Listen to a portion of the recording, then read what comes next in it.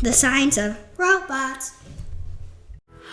Hi, Katie. Hi, scientists. Oh my gosh, it's so great to be back on SCFG Live. I've been away for some time now, scuba diving with the sharks, but I am back. Tell me, Katie, what have I missed? Katie? Katie? Okay, this is kind of weird. Okay, well, I do see an on button here. I wonder if let me press that. Oh my gosh! Hello, I am Robot Katie. Who are you? Hi, Robot Katie. I'm Scientist Hannah, and these are my scientist friends. Hello, scientist friends. Are you robots? I don't think so, but can you tell us what a robot is, and then maybe we can decide? A robot is a machine that can do a specific task without any help from humans. Yeah, that doesn't really sound like me. I'm definitely not a machine. I'm pretty sure I'm a human, so not a robot here, but I will tell you, Robot Katie, I do love robots. They're so helpful. I use them for everything. Pretty much everything. Oh, wait, I have an idea. Can we learn more about robots in today's episode of SCFG Live? That sounds like a great idea. I think so too. We can learn how robots work and the different ways that scientists use robots in their everyday lives. All right, Robot Katie, should we get started? Yes. Okay, let's go. Robots take directions through a very specific language, like how you or I might speak Spanish or English, called programming language. There are lots of different programming languages depending on what you want the robot to do. However, they all share something in common. They all are very specific. Ooh, it's really important to be specific when programming a robot. You also want to make sure that your directions are very clear and not confusing. For example, if you tell the robot to go right and left at the same time, the robot will get so confused, it'll just stop and not even move at all. That's not what we want. Nope, not at all. Now, this can be a little bit difficult to understand, but Katie, I have a really cool activity and also a really tasty activity that will help us to better understand how specific and clear our programming languages need to be for robots. Let's do it. Let's go.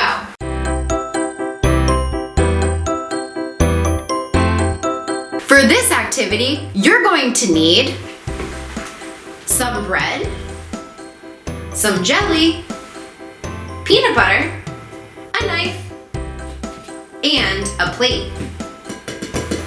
Quick safety instruction.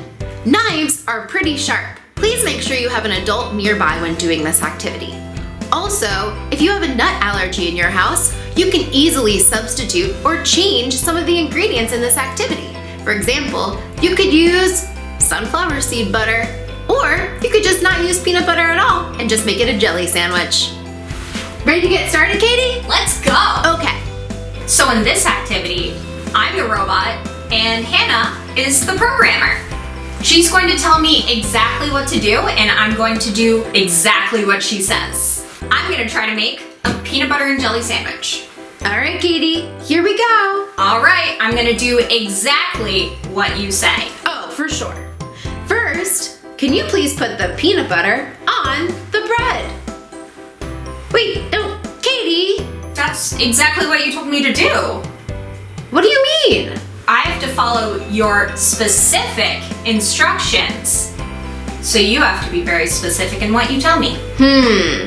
So when I said put the peanut butter on the bread, you actually put the peanut butter on the bread. Yep, I took it very literally. Okay, I need to be more specific. Let's try this again. Take your knife in one hand. Put your knife into the jar of peanut butter. Grab a small scoop of peanut butter. It's very small. Place it on the bread. Now rub the peanut butter on the bread. I might need to do it again. Okay. Place the knife in the peanut butter. Grab another small scoop of peanut butter and place it on the bread. Okay, there we go. All right, now take the jelly and put it on the bread. Oh, no, not again. Darn it. All right, take the jelly off the bread. Grab the jelly, a scoop of jelly, and put it on the bread. No, Katie, no. Oh, I had to do exactly what you told me. All right, take your hand out of the jelly. That's disgusting. Or yummy. Or yummy. Okay, take your knife and put it into the jar of jelly.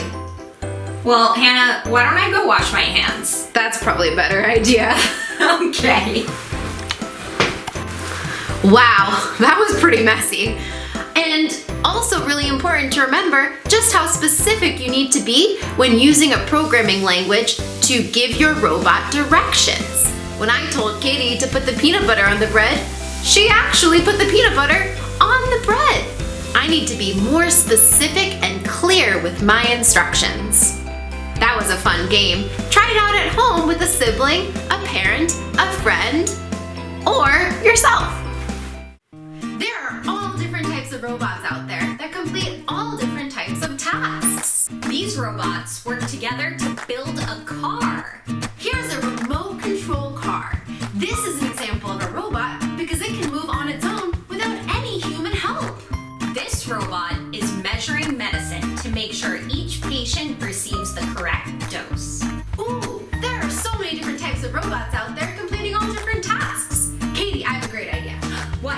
I think we should create our own robots to complete different tasks. That's a great idea. How are we gonna do it? I know. Well, we're gonna use just household materials that are around to build our own robots.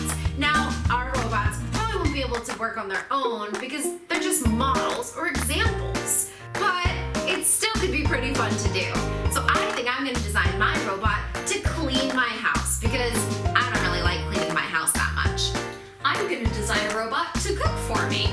Ooh, what food, Katie? Pasta! That sounds delicious. All right, let's build our robots. Let's go!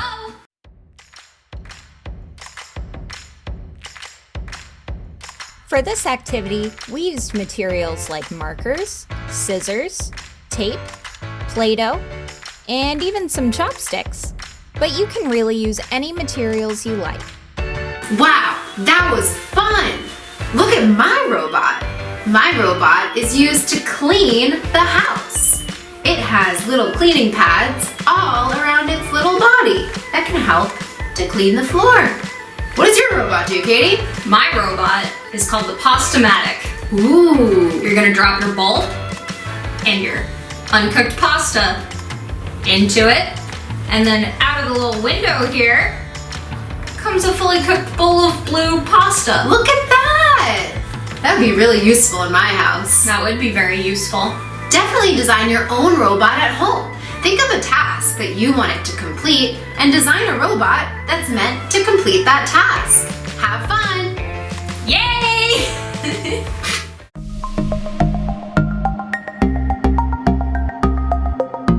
So, Katie, do you want to talk about BEAM? Of course I do! Each October is Black Energy Awareness Month, or BEAM. It's when we celebrate all the ways that Black people have contributed towards our understanding of energy and how we can make it cleaner and more efficient. That's awesome! So, who do you have to tell us about today, Katie? This week, I wanted to talk about the Spellbots. Ooh. Anyway, this was back in 2005. They were the first all-female, all-Black team to compete in the International RoboCup soccer competition. Whoa, awesome! They tied for first place in the whole world. That's amazing! They must have had some cool robots. They definitely did. And they said that they wanted to inspire other students and young women of African descent to try working on robotics. I hope that some of the young scientists watching this right now feel inspired to try working on robots too. I definitely do. Thanks for sharing, Katie. You're welcome! Wow, that was awesome. I love learning all about robots, how they work, the different tasks they complete, and learning about the Spellbots team. What did you like, Katie? I enjoyed learning about robots and doing robot games. Oh boy, it looks like Katie's turned back into Robot Katie. Well, now that we know how robots work, I can give her some specific instructions on how to end the show. All right, Robot Katie, turn towards the camera. Turning towards camera. All right, Robot Katie, use your left arm to wave at the camera. Waving at camera. All right, Robot Katie, now it's time for you to say, see you next time on SCFG Live. On SCFG Live. Awesome job, Robot Katie. Power down. We did it! See you next time on SCFG Live. Bye, everyone. This episode of SCFG Live has been brought to you by National Grid, who supports Science Club for Girls' mission in making STEM exciting and accessible to all. Both National Grid and Science Club for Girls support women in STEM and are working towards making STEM more diverse, equitable, and inclusive. Science Club for Girls Live. Let's all take one deep dive into the world of science, technology, engineering, and math. Get your safety goggles, 'cause we're making things explode. Science is so fun, so let's take it on the road. Meet a young scientist just like you and learn all about what they do. We'll even learn science that's in the news through one-on-one interviews with SCFG Live and friends. Experimenting never ends. Now let's see what's in store. Just press play and get ready to explore. Ho, ho, ho, ho, hey. Science Club for Girls is a nonprofit organization that fosters excitement, confidence, and literacy in STEM for girls and young women from underrepresented communities with free experiential community-based programs. To help keep our programs free, please consider making a donation today.